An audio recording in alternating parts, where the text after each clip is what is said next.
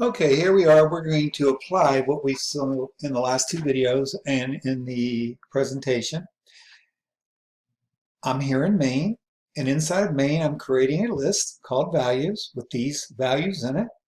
If I run this print statement, it's going to say, here is the fifth index, which is the sixth element in the list, and I am displaying the fifth element, or not the fifth element, but values sub I or index I, so 5, 0, 1, 2, 3, 4, 5.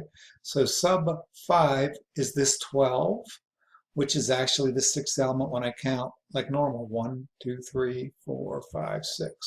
Let's run it and see if that's true. Here's the fifth index, which is the sixth element, which is that 12.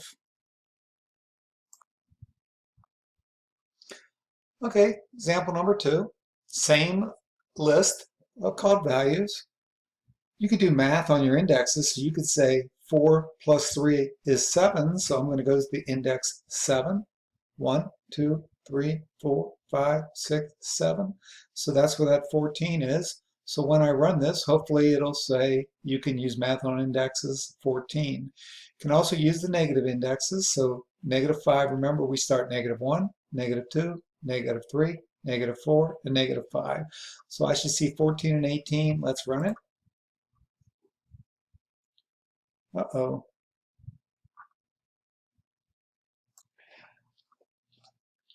I accidentally hit a keystroke and caused my code to crash.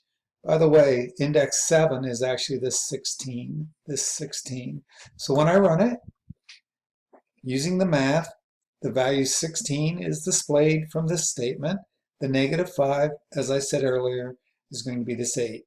-1, -2, -3, -4, -5, this 8. Let's look at the next. Okay, let's look at this statement, print values index 9999. Well, obviously, there is no index 9999. And what happens when you exceed the boundary of a list? You get a crash. Index out of range. So do not exceed the boundary of your list. Be careful. Using the same list of values, here is a enhanced for loop, which enables me to traverse through this list and print it out vertically. So I should see, based on this, 2, and then the next line 4, 6, 8, and so on.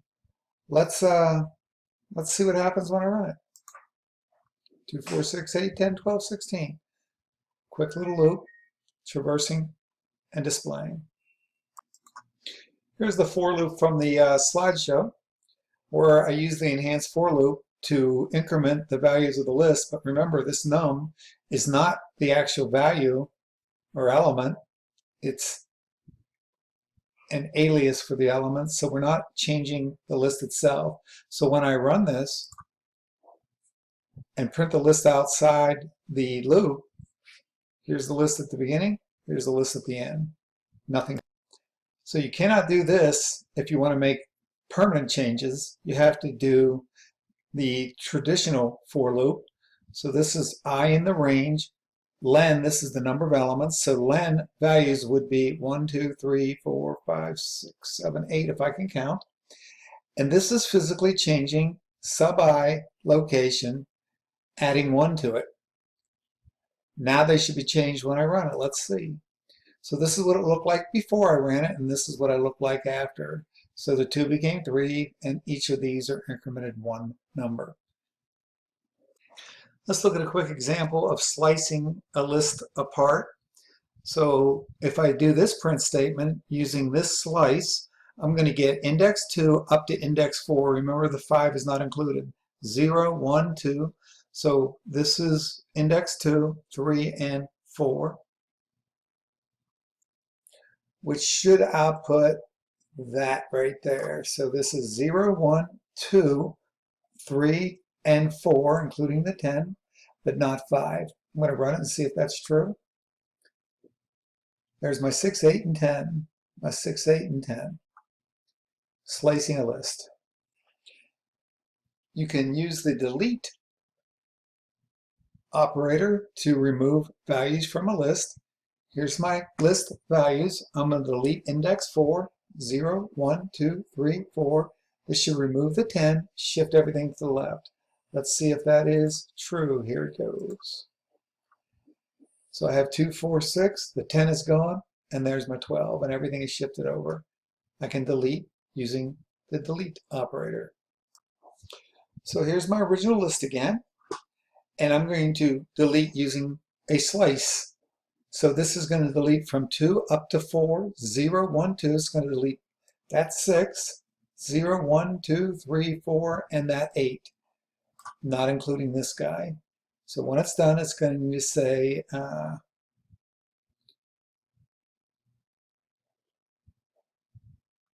what's my list? 5. Oh, I'm sorry. Including the 10. Including the 10. So the 6, 8, and 10 will go bye-bye. It'll tell us that. And then this list, which is originally a length of 1, 2, 3, 4, 5, 6, 7, 8, will be a length of 5 based on that function. The 6, 8, and 10 are gone. Here they are. Now they're gone. And the new length is 5. Delete with a slice. So this video doesn't get too long. I'm going to do 3 things on this one.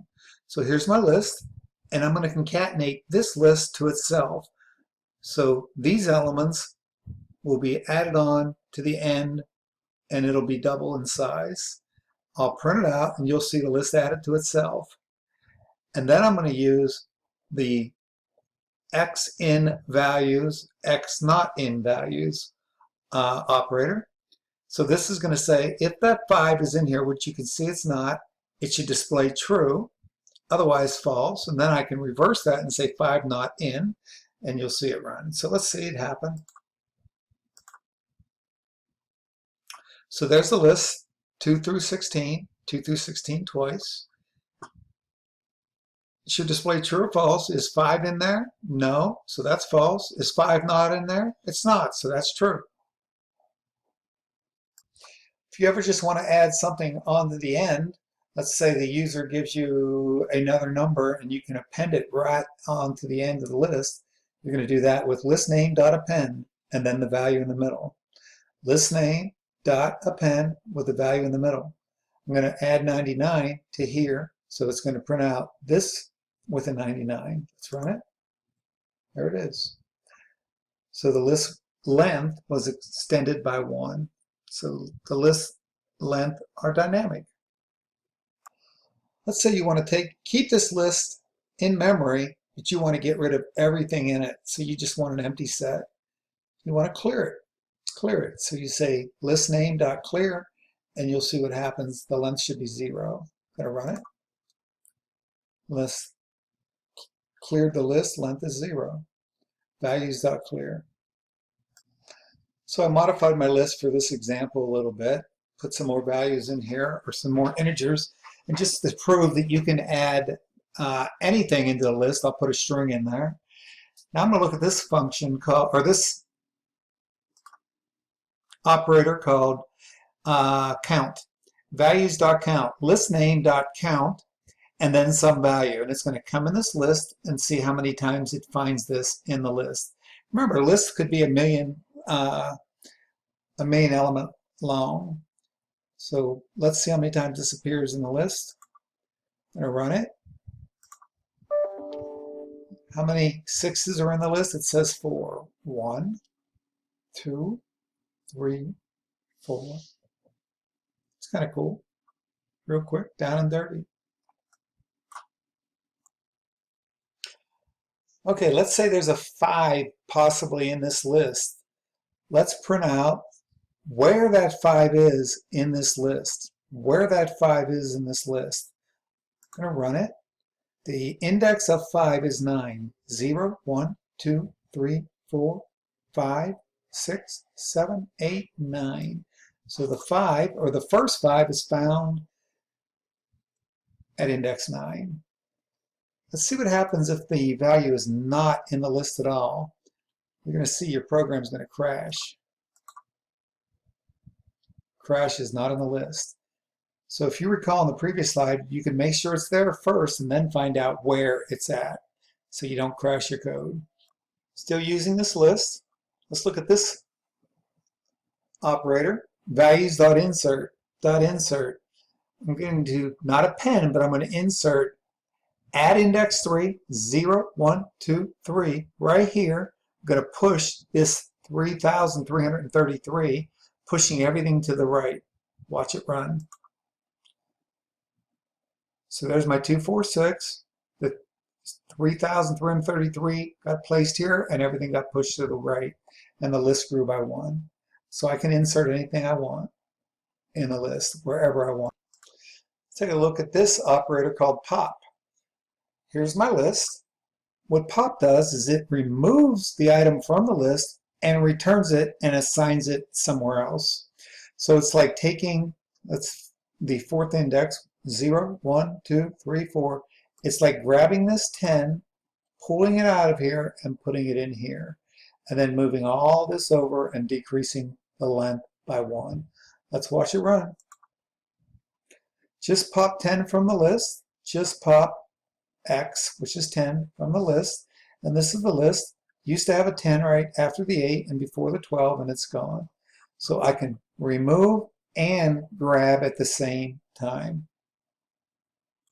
Let's take a look at the remove operator. Instead of removing an index, it's going to remove a value. So values.remove 4, it's going to go in this list, starting from the left to the right, find the first occurrence of a 4, and it's going to get rid of it. Let's watch it run. The 4 used to be here. It's no longer here. The second 4 is still there. So it removed using the value, not the index. Let's watch this run again. But instead of a 4, let's go 24. There is no 24, and you can guess what's going to happen. It's going to crash. So be careful before you use this command that what you're trying to remove is actually there, and you can put 2 and 2 together and figure out a way with these other operators to do. Let's look at the reverse operator, kind of like the reverse in your car. All the reverse is going to do, you can guess it. The reverse is going to shift everything around. In other words, just flip this thing around. Apple's going to be first and 2 is going to be last. Check it out. Straight across. Apple 9, and so on. So it just reversed it or flipped it. Reverse. Powerful stuff. Let's look at the sort function. My sort, I take my list and dot sort, and it's going to sort it in ascending order. Let's look at the reverse equals true. Same sort, reverse equals true. It's going to sort it in descending order. So watch when it runs, you'll see what happens. Tell you what happened, it crashed. And it crashed because I had mixed data types. Remember, I had that string here. In order to sort, it's got to be all the same data type. So when I run it now, here it is in ascending order, and here it is in descending order. Pretty cool. What if you wanted to find the smallest value in this list or the biggest value? You don't have to write complex code. Use the function max and min. Watch. Biggest number is 23, it is. Smallest number is 2, it is. Let's change it. And let's put a negative here. So now the biggest should be this number, smallest, oops, I said a negative. Smallest should be this number. Let's run it again. Biggest, smallest, pretty cool. I can use the sorted function to make a new list in ascending order. So here's y, which is just any old variable, and y is going to become a list, and it's going to be a list with these elements in order. I'll print it out and prove it. Y is the elements in order from low to high. Again, along with min, max, count, and so on, here's the sum function. You can guess what it does. It adds this all up. Watch. All of that adds up to that number. I guarantee it. Computer never makes an error in math. And I believe that's all I have to show you in this video. See you in the next one.